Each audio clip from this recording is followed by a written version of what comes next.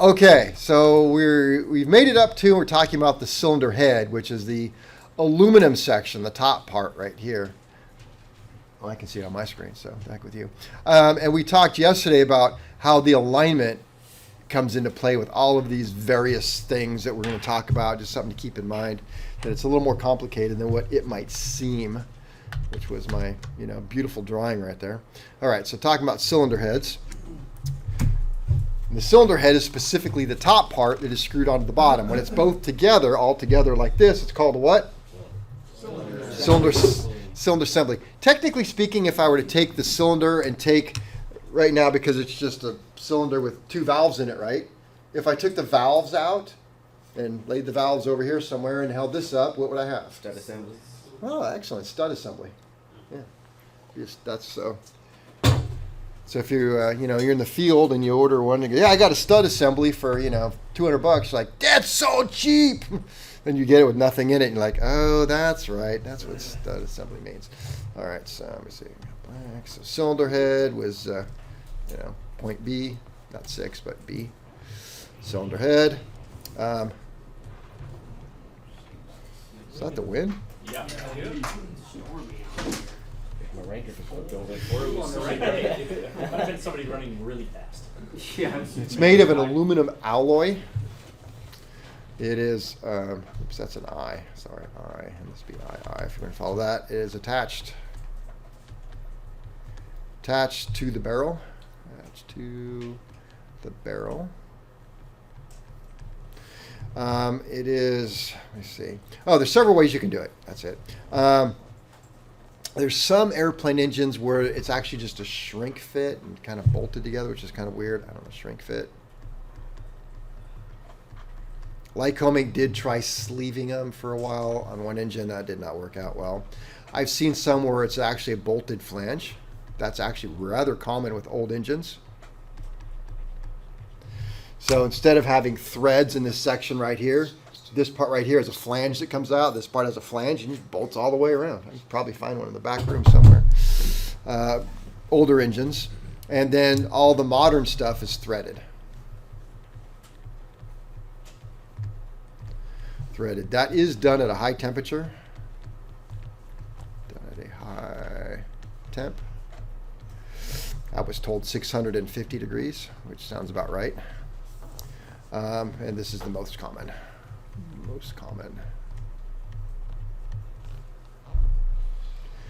There's a lot going on up in that head. Not mine, but that one.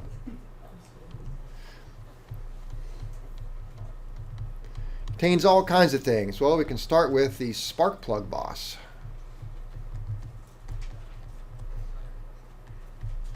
Or boss is, because there's always two of them, right? I thought that was magnetos. Spark plugs. Yeah, two sparks. All right, what size are those spark plug bosses? They could be 14 millimeter or 18 millimeter. Almost everything in modern aircraft. Oh no, I got to go back to Rotax. I think he's just 14 millimeter now. All of our legacy engines use 18 millimeter. I think Rotax is 14 millimeter. Almost positive on that one. So now we're getting special in every way, huh? Yeah, they really are. They are special in every way, and a lot. They're innovative. Older, I want to say like Franklin's or something. They made 14 millimeter.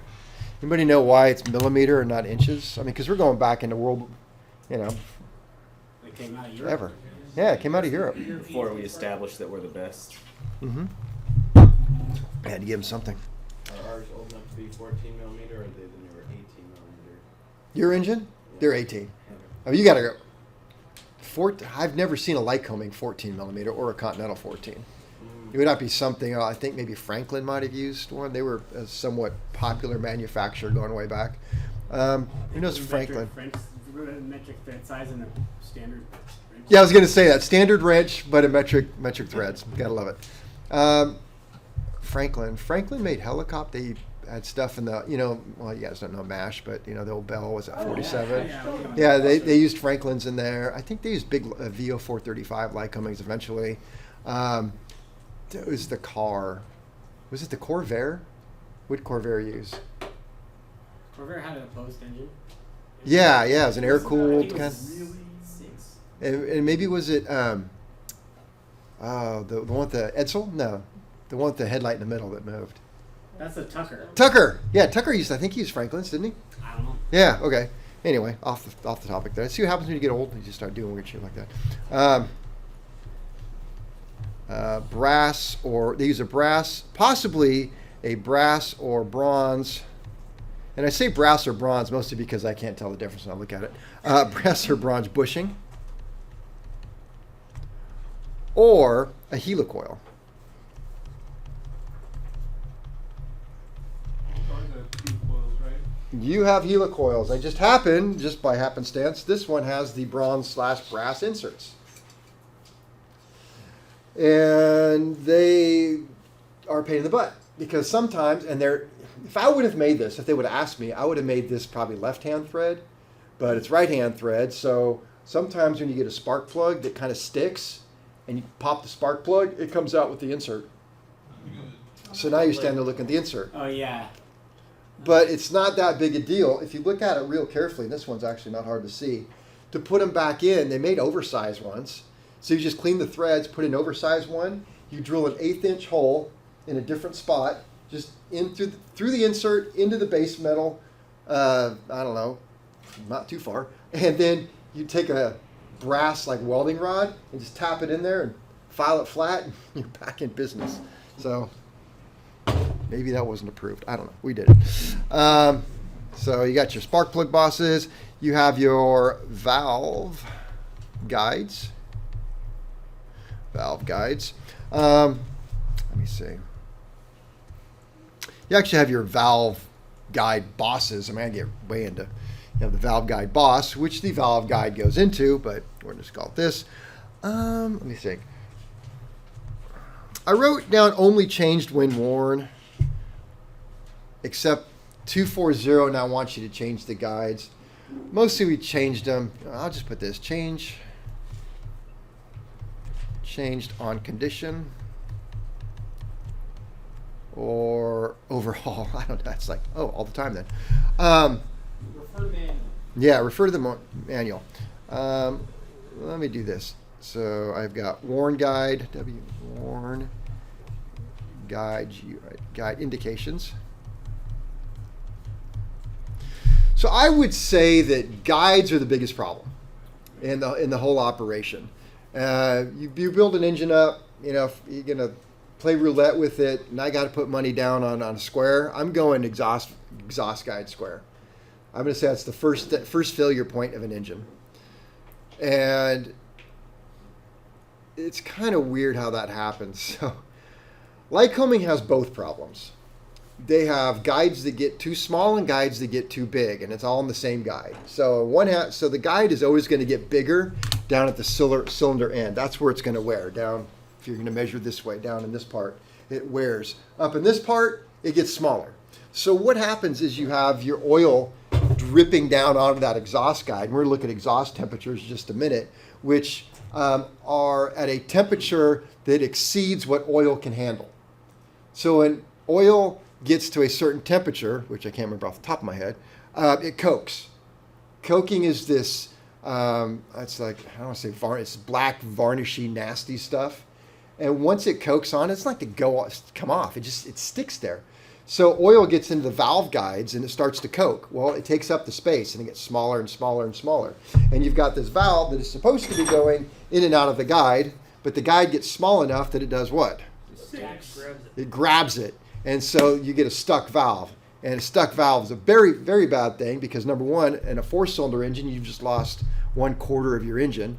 2, you can get the piston start coming up and whacking it. You're definitely going to bend a push rod and possibly break a crankcase, snap off a tappet. And Lycoming tappets, how do you change those? Place them. Pull the engine apart. You just take the whole engine apart, right? So that's pretty bad. But on the other side, you know, on this end, it starts getting bigger and bigger. So half of it's getting bigger, half of it's getting smaller, and the valves stick. So one of the things you have to do with Lycoming engines on a semi-regular basis, and they keep changing the hours on that. It was 500 hours. I think they moved it up to 1,000 now. I haven't been keeping up with it. I don't have a Lycoming. But you have to take the valves out and run a reamer through it. So, just my opinion. And I mean, maybe I'm very wrong on this, but having ran our cylinder shop, I never had a customer come back with a stuck valve. We would get them all the time, send them back out, and I never got them back. So either they sucked so bad they never came back to my shop, or they stopped doing that. But one of the things I noticed is, so on guides, sometimes they come pre-reamed. So the factory reams them to the right size, so the valve just goes right in, right? So you put it in the cylinder, it's the right size right there. But the surface finish is so rough on some of them. It's like, what did you just use, a stick or a stone and go through it? And so, and it wasn't, this isn't my procedure, it's just the one I learned and inherited, but we would cut the guides undersize. So like a exhaust valve is supposed to be 0.5. So it can be 0.4995 to 5 is the size. And so I would cut ours to 4995, just a little bit less than half. And then we had a very tiny 1/2-inch reamer that would go in there, and I would ream it to 4999. What was the reamer look like? Boy, it'd be hard to explain it. Well, it was on a stick, and it had one blade that came out with the stone on it, stone about that long. It was very thin stone, and I could, when you adjusted it, there was like little plates that would slide that caused that stone to come out a little bit more. So you'd screw the stone in, and then in a half round deal, and then you just slide the stone out, and so we just lubricate it. You go around and up and down, just like I showed you with the cylinder, round and round and up and down, and hone it to 4999, and it would have this beautiful mirror finish in there. And so my opinion was doing that because it was so smooth, the oil didn't want to stick in there like it would with a rough hone or something. It didn't stick around. It flowed through a little bit better, so it didn't stick. I don't know. That was my opinion. So it did stick, so you didn't have the coking? I didn't seem to, no, nobody came back with, in fact, I would usually end up doing multiple cylinders on their engine. It's like, well, shoot, you know, you did my number 3, now my number 1's doing it, you know, so. How's your number 3? Yeah, the one you did's great. I wonder if they wear. So, Mm. yeah, would they consider it? Okay, and there's something else that I did too. And I did get in trouble for this, and I told you that story, but I made it better. So when I was explaining all of this up here and how these I told you the other day, right, how all these rocker arms sit sideways and you weren't allowed to do this. And I set up on my machine, because the stone is like this, it's sideways, right? So I set it up so I could angle the rocker arm one way or the other and take off a little bit more of one side or the other, and then I would install it in the cylinder, and then, yeah, that won't fit in there. Install it in the cylinder, and then my favorite tool is a Bic pen. Who's got a Bic pen? Yeah. Get one of these white caps. Man, they're like gold to me. Because that little white right there, I'd get my flashlight back in there and use that little Bic pen piece right there. They're perfect. And you get back in there, and if I saw any daylight, back to the grinder. What did you do? What did you do with this? Just like you did with the twist and convergence. Okay. How you used a flashlight to see if you had twist and convergence because you couldn't really measure 1/1000th of an inch on that, on your twist and convergence So check. you put this on top of the valves? Well, if I had a rocker arm that fit in there, that would have made a lot more sense. It's narrower. There we go. Okay, it's the wrong one. But so what I would do is put a light behind here. And if I could see any light when I looked from your direction, then I would know that rocker arm wasn't sitting 100% square on top of the valve. You can see the contact point better. I would look at the contact point. Yeah. So what's the pen for? Well, the end, it's hard to get a flashlight in there. So I would use a white cap like that fits Oh, inside yeah, there. you stick a flashlight in there and it Yeah. would be like a little reflector. Yeah, Oh, yeah. You gotta paint that thing silver, too. yeah. So it worked out great. So anyway, you know, that was his thing, and you know, I told you guys that story. Yeah. So, all right. But, you know, that was funny enough. You know, it's just one of those things that was handed to me to do the rocker arms, I just took the next step. I'm like, wow, if we did it like that, we can do it like this. It's even better. Never thought, what is that called? The norms. Yep. All right. But the end of the happy ending to the story, because it didn't really get in too much trouble, and the FAA worked with us to make it right, and which shows that the FAA was into like, oh yeah, it makes perfect sense. But the procedure, this is how long ago it was when I wrote the procedure to do this.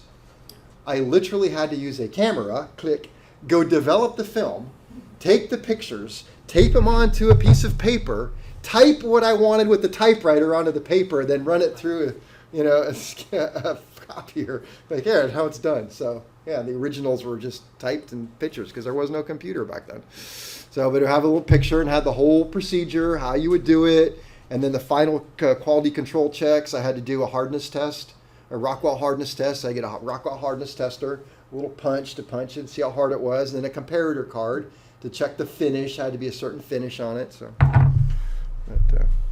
all right. Warn valve guide indications. High oil consumption.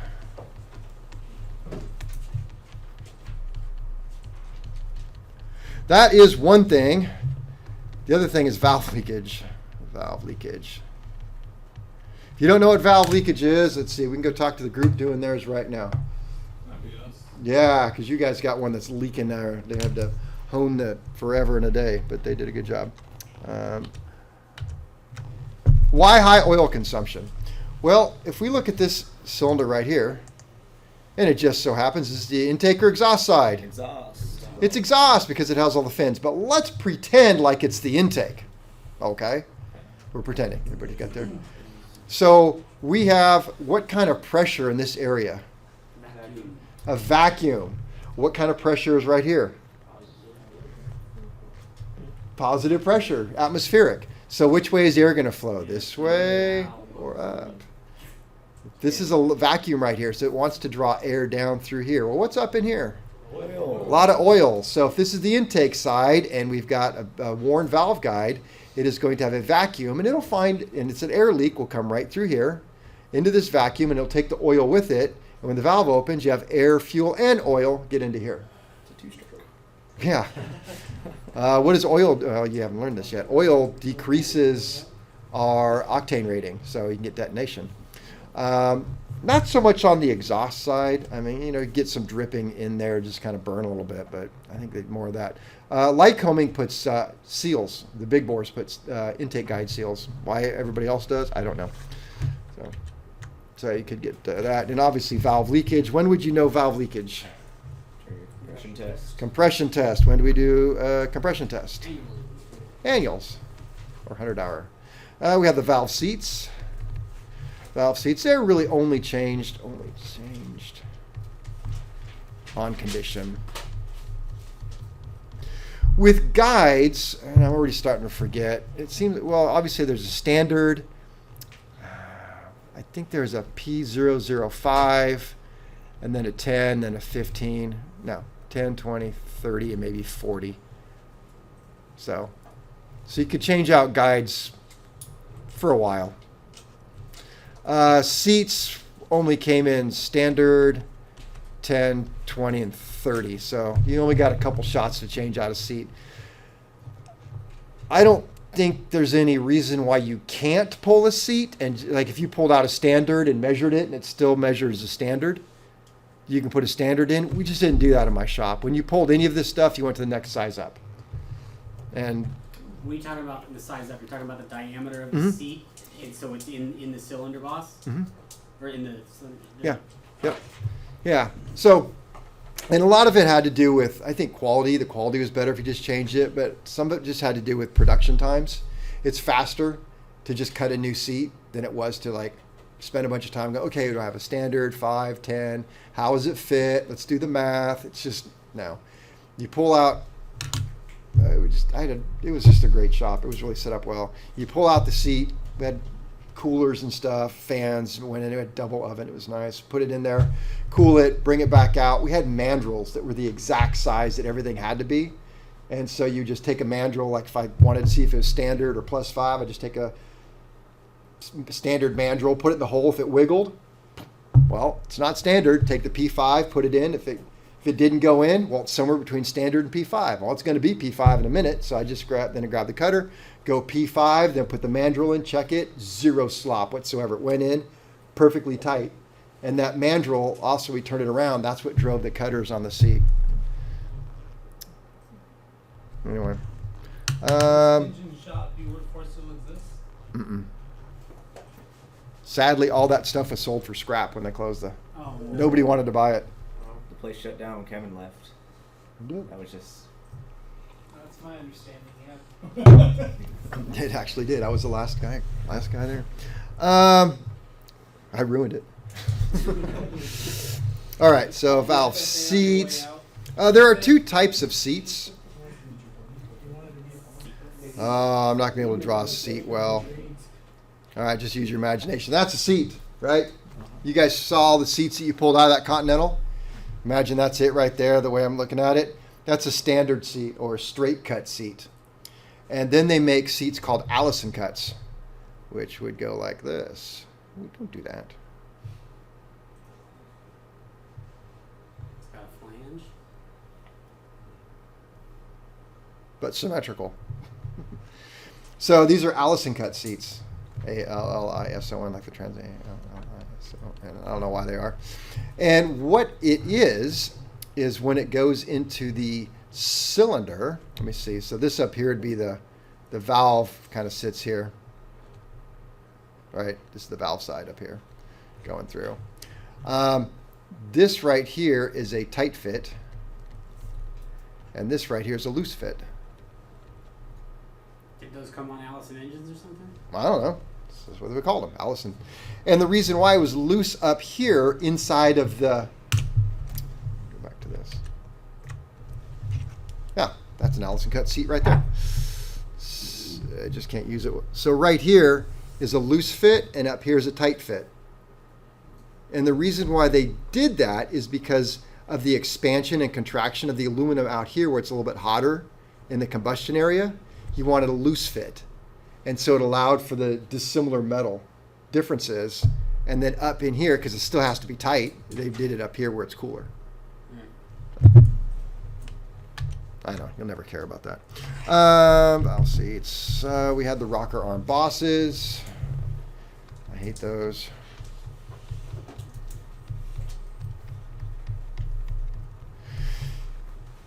Changing those bushings is never fun. Let me see. I don't know. Boy, I got all kinds of stuff here. We have the intake port. Who's got studs on their intake ports? You do, don't you? Well, the group I'm working with right now. You have on your ports, you have studs on the intake and the exhaust, right? Group 4 does. Yeah. There was a service instruction that came out, 50 years ago to remove those and use bolts now. So, well, the rest of us is using bolts, so we could take those studs out so you don't have to hunt for hardware and you'd match everybody else. So, I have the intake port and the exhaust port. Exhaust port has the greatest amount of cooling fins.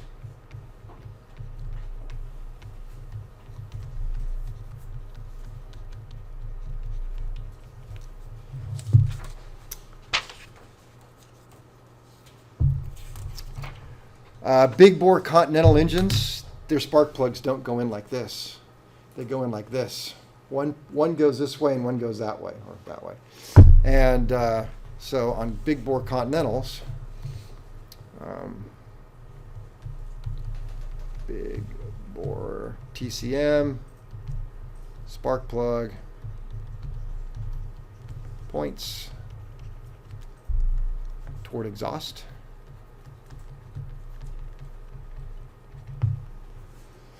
And the exhaust port has typically, not always, usually the larger guide,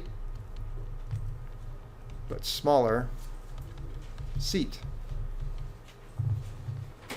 Then that means the intake port has the smaller guide and the larger seat. Why do you suppose that is? One way or the other. Smaller on the Smaller what on the intake? Smaller. Port guide, Okay, on the intake because not as hot. not as hot, less surface area. The surface area. Okay, so larger guide because you need a larger stem because you have more heat. Larger stem is more surface area. Get rid of the heat. Plus, we'll get into in a minute. Exhaust guides are hollow. Most of these things. Also just bigger seat to help with volumetric efficiency. Larger seat on the intake because you're sucking the air in. You want the volume coming in. Smaller seat because It's going to go out there anyway, so you're able to force more. able to force it out more. Okay. Higher velocity? You want higher velocity air too? Yeah, on the intake. Or No exhaust. Yeah, because smaller velocity. Yeah. Yeah, good. All right. Valves.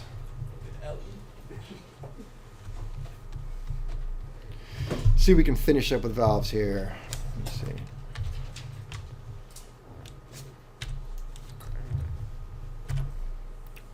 Yeah, we'll get to that. All right, valves. Parts of a valve. Oh man. So we got. Let's see if I can do this here. I'll try drawing a valve. I can draw half of it.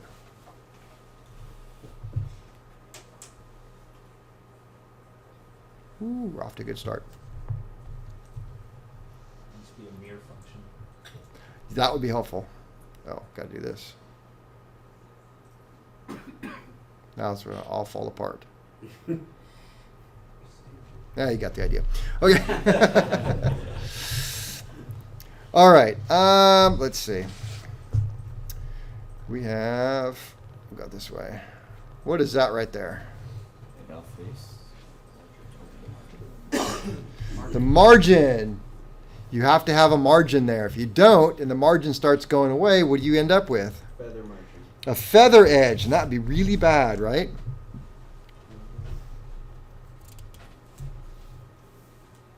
Oh, I see. Okay. Let's go up here. So this right here is going to be the groove. The groove. So we'll do that. There's a valves. One, have the groove. Don't ruin my groove. What's the groove for? To hold the keepers. Okay. Used for keepers. You should notice that you have different keepers on your intake than you do on the exhaust. Yes. We'll talk about why when we get to rotation, I hope. Sometimes on some valves you have a secondary groove. So we'll put that second groove. You're going to find that on radial engines. And that second groove would be used for, it's a ring. I don't call it snap ring, but a little circlet, little C-clip. Called C-clip. That little C-clip is kind of handy. It's there in case the top of the valve breaks off and there are these keepers up here and the top ones, the main ones, get lost, fall, something happens to them, then the valve won't fall into the cylinder. This little C-clip up here keeps it from falling, which makes it kind of nice because you can pop them up in the cylinder, put the little C-clips on, you can let go and they'll just drop down a little bit. You guys working on your compression tests, that would have been so much easier, right, having to hold them. Okay. Then we've got the stem. The stem. So this is all the stem right here. Stem. Usually solid. All Continental engines, as far as I know, are solid. Every one of them. Lycoming, all their intakes are solid, but their exhausts are not. So, but the exhaust on Lycoming may be sodium filled. There's a little table salt in there, I guess. So if you guys know Flight of the Phoenix, that book or movie? I read the book. It's a good book. Crash in the desert. Mm-hmm. Because I use that statement, Flight of the Phoenix scenario. You crash in the desert and you have a little bit of food left, and well, there's a little bit of salt in there if you need this, last meal. At lunch, you need a little bit more seasoning. Just go in a bucket and crack them open. Yeah. What kind of? It's not that kind of sodium salt. It's what do you call that sodium? It's Sodium. I was reading it. I can't remember. It turns liquid. That's all I know. It's the stuff you're not supposed to expose to air or whatever. Oh, just sodium metal then. Yes, that's it. Yeah. And then All right. Liquid at operating That temp. and what is this about? Well, it reduces Cool it. operating temps. It's kind of like its own mini rainforest going on in there. So this takes up almost all my page. I'm not going to write it, so I'll tell you. Sodium-filled exhaust valves. Sodium-filled valves have a hollow head and stem filled with about 60% sodium. Sodium has an extremely low melting point, about 100 degrees C, so melts at 100 degrees Celsius. Low melting point and boiling point of boiling at 880 degrees Celsius. That's a lot. In a hard running engine, the valves are hot enough that the sodium in the head of the valve vaporizes, travels to the cooler stem, so sodium vaporizes, travels up to the cooler stem, hot enough sodium in the head, and travels to the cooler stem where it condenses back to liquid. Drip, drip, drip.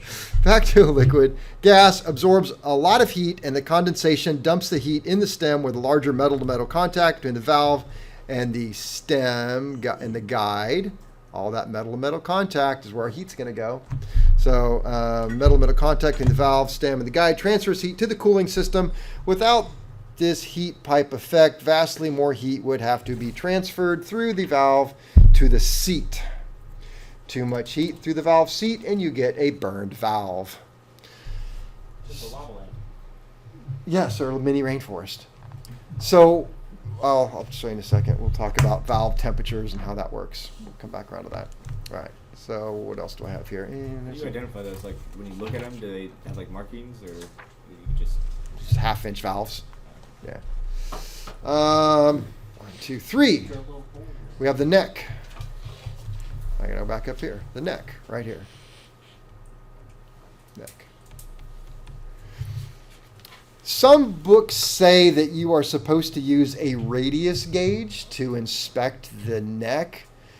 If a valve starts stretching, it will deform the neck. I never used a radius gauge to check for that, I'll be honest with you, because I don't think either Lycoming or Continental give me the radius. I just did a dimension check on the stem. And if it was in the shop, I would just take, because it never wears in this area right here, right? Nothing ever touches that up here. I don't know if you can see that. I messed it up. This area there. So it doesn't wear right there. So just take your micrometer, measure it right there, then go all the way down the stem. You're going to find out that it usually is much less right there. If it's much less than 1,000 is about it. Less than 1,000, then chuck it, put a new valve in. How far does the stem go down? Just down rough road? About yay far. 3/4 of an inch, just off the top of my head. However tall the cantaloupes are, right? Yeah, yeah. Good one. We have the head.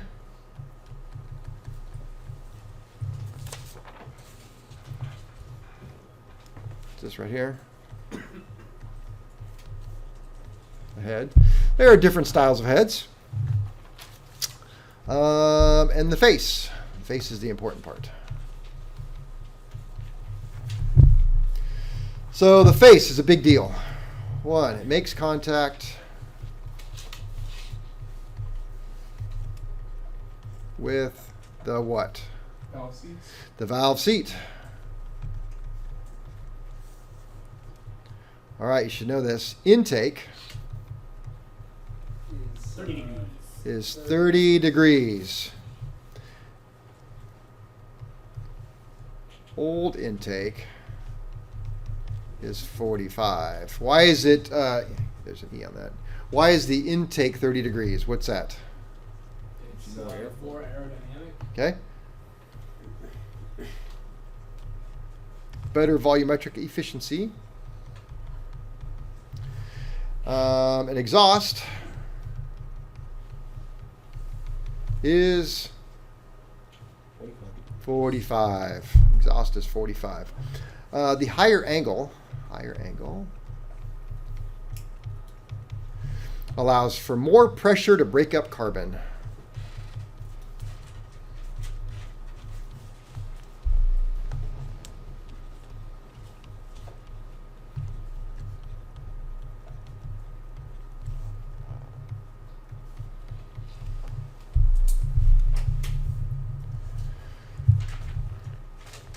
So looking at our valve back up here.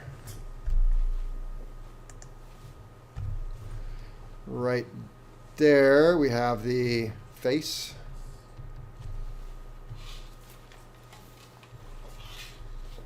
Have the face. Well, that's where this head is going to get its, the whole thing here, the head is going to get its cooling. So when it sits against the valve seat, it's going to transfer heat. Got to be red for the heat. Going to transfer the heat up into the valve seat and off into the cylinder. So it's really important that it has a good seat. So you think, well, a wider seat would be better, but just like the note said there, you have to break up carbon. So you get a lot of carbon buildup in engines on the top of the piston and the combustion chamber. That little carbon breaks off.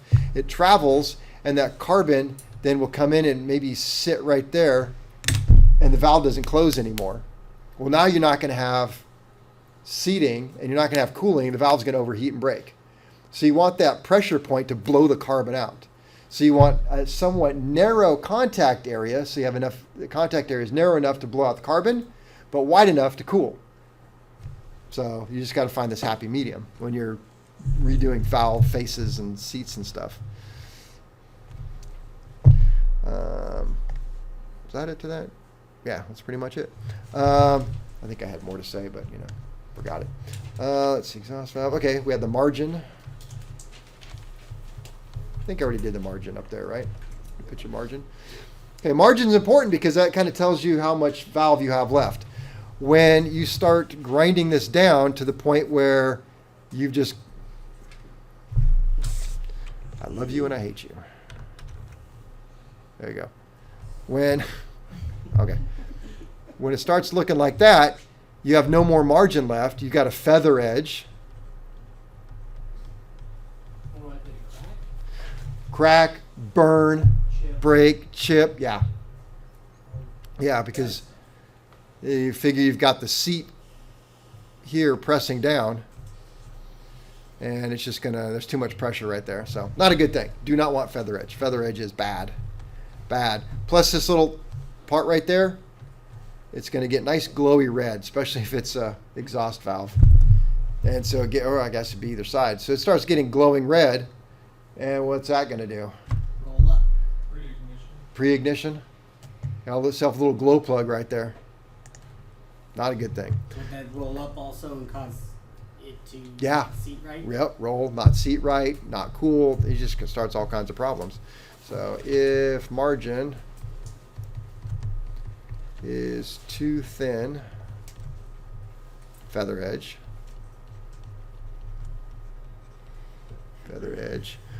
pre-ignition, and burn valves may result.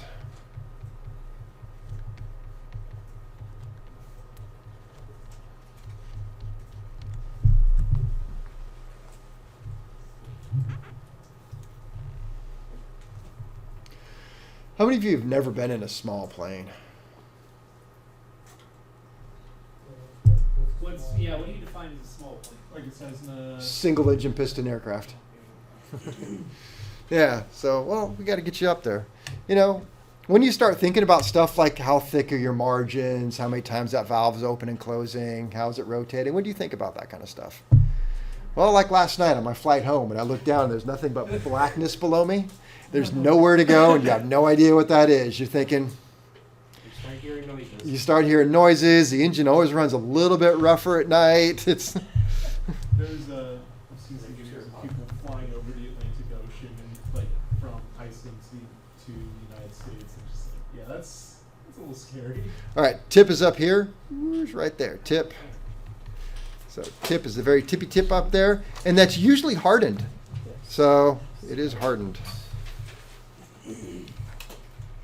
with stellite. Stellite. That's I told you when I went to AMP school, we were allowed to fly the planes we had, but I didn't get my license. I got 12 hours or something, and then we graduated and then moved on, and I didn't have money at the time to continue it. And then I was fortunate enough that when somebody bought the company I was working for, Say, hey, do you fly, Kevin? I told him, because if you're going to be a mechanic, and you got to learn to fly, especially if you're going to work on engines, because there's no other way to appreciate your craft and what your decisions are doing until you've been in an aircraft over the mountains at night in IFR. Well, I've never been that, but I have been in the mountains at night. So don't tell my wife that. I told her I wasn't. So. What are you talking about? She would never listen to this. All right, different types of valves.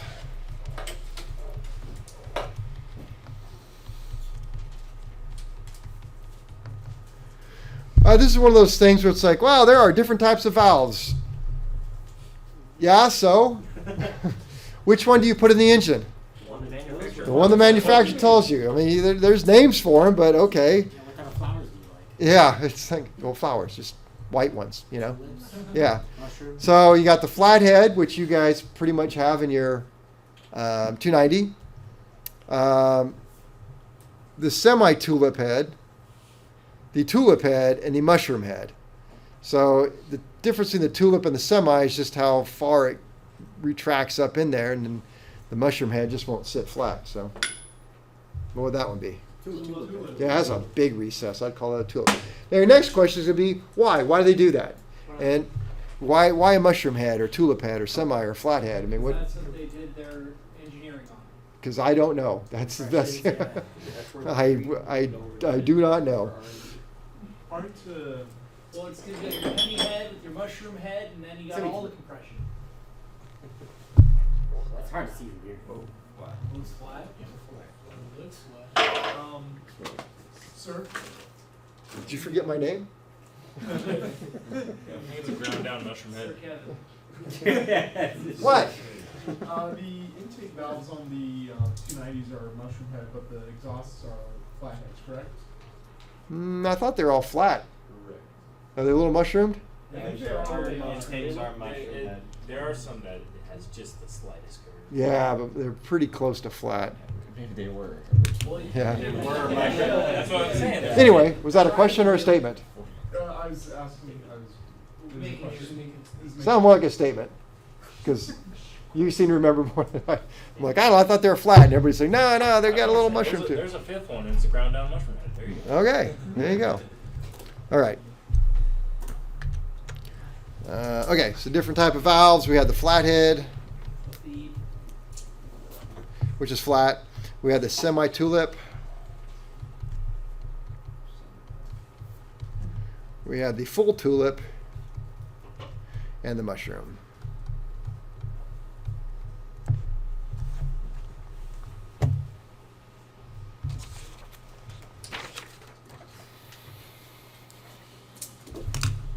All right, let's now talk about that exhaust valve.